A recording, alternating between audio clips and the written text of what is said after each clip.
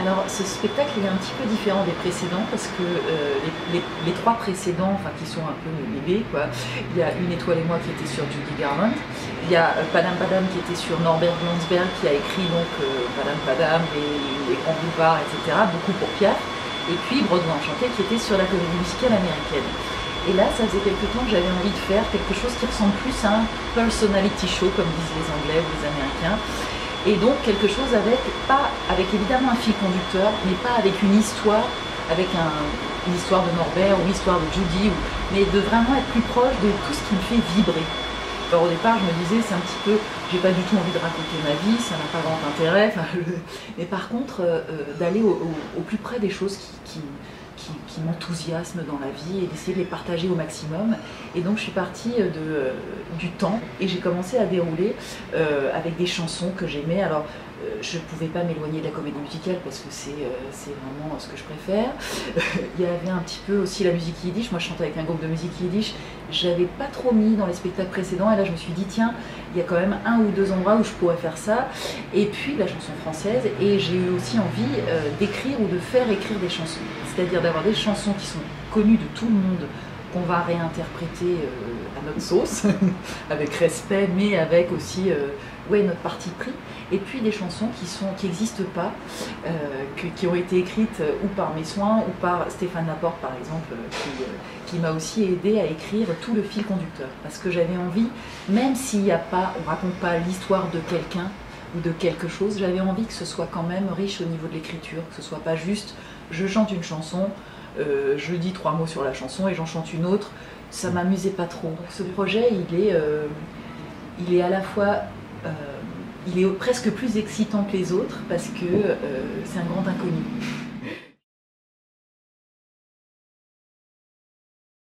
Je pense qu'il y a un tiers de nouvelles chansons en fait, alors avec des mélodies parfois connues parce que on a parfois pris une musique qui existe et puis mis un texte dessus, donc je ne vais pas tout dévoiler mais bon.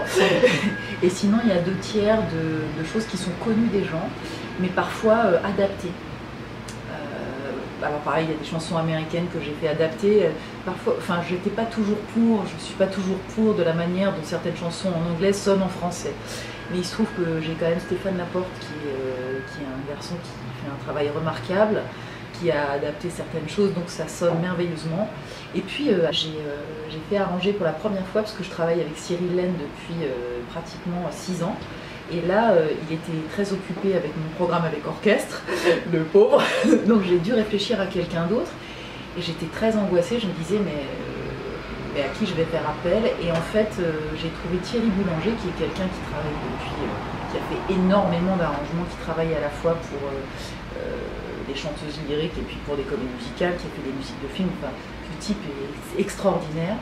Et donc il a arrangé tous les morceaux à l'exception d'un que j'ai quand même fait arranger à Cyril parce que j'aurais pas pu m'élancer sans lui.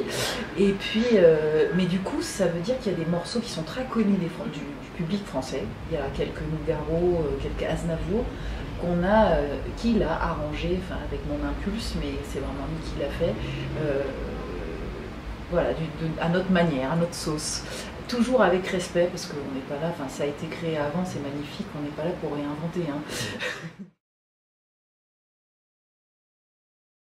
Alors, on a fait notre premier filage ce matin, donc c'est la première fois qu'on a vraiment fait tout dans son intégralité. Et la bonne nouvelle, c'est que ça fonctionne. En tout cas, enfin pour nous, toujours. Moi, tant que les spectateurs sont pas là et n'ont pas envoyé la balle, je ne sais pas. Mais nous, tout ce qu'on avait imaginé, ça fonctionne au niveau des liants, de la musique, etc. Alors maintenant, si vous demandez à chacun des musiciens, parce que je suis quand même très très bien entourée, on est 6 sur scène en tout, donc j'ai Frédéric Steinway qui chante et qui joue du piano, qui est extraordinaire. Il est très angoissé par sa partie de piano. Jérôme Sarfati qui joue de la contrebasse, qui est extraordinaire, est très angoissé parce qu'il jouait aussi du piano. Édouard qui joue de la guitare est angoissé parce qu'il doit aussi jouer de la contrebasse. Enfin voilà, tout le monde a ses petites peurs. Mais c'est ça qui est assez magique avec le spectacle aussi, c'est ce qui motive aussi. Moi, je sais pas, avec chacun de mes spectacles, j'ai toujours la même équipe, sauf cette fois-ci, on a un saxophone en plus, Adrien Sanchez. Donc là c'est carrément du luxe. Mais pour les garçons d'avant, on travaille ensemble depuis un certain temps et ils savent qu'à chaque fois qu'on va faire quelque chose, il y aura quelque chose de nouveau ou à apprendre, ou on essaye de mettre la barre un petit peu plus haut. Et donc tout le monde a peur, mais en même temps, tout le monde trouve ça excitant.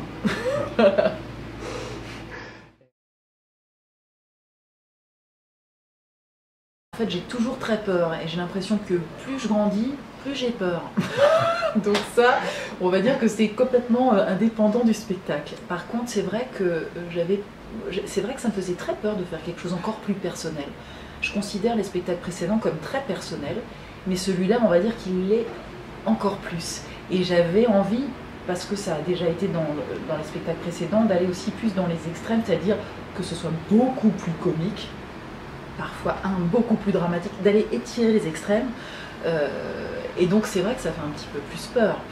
En fait, ça monte avec le temps là.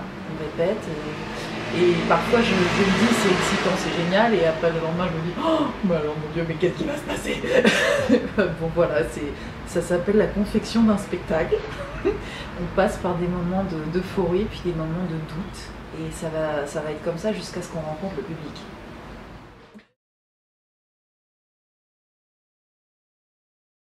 Elle est très chouette cette question, parce que le spectacle vivant, ça porte bien son nom, et puis moi je l'ai déjà vérifié avec les autres spectacles.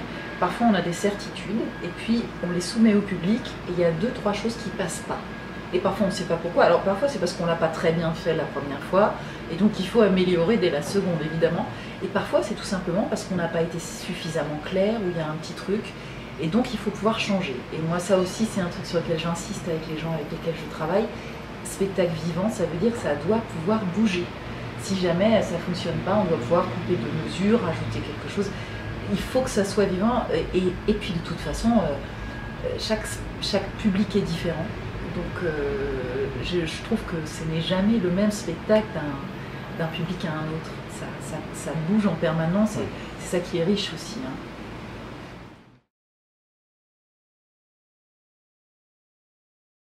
Alors oui, on peut dévoiler. En fait, je me suis fait une spéciale surprise pour ce spectacle. Parce que les spectacles précédents, j'ai fait des claquettes, et il y avait pas mal de gens qui disaient oui, on est un peu frustrés, il n'y en a pas assez, tout ça. Et alors là, je me suis dit, très bien, je vais faire un gros numéro de claquettes. Et en fait, j'ai réfléchi à toutes les idoles que j'ai, en dehors de Fred Astaire ou en dehors de Gene Kelly, et je suis tombée sur un bonhomme qui est extraordinaire qui s'appelle Gregory Hines. Et donc c'est un hommage à Gregory Hines, mais ça par contre je n'en dirai pas plus. Mais du coup, oui, on danse. En tout cas, ça va être vraiment chouette, ça. Je me suis fait un petit cadeau, on va dire. Et j'espère que ça leur plaira aux spectateurs aussi.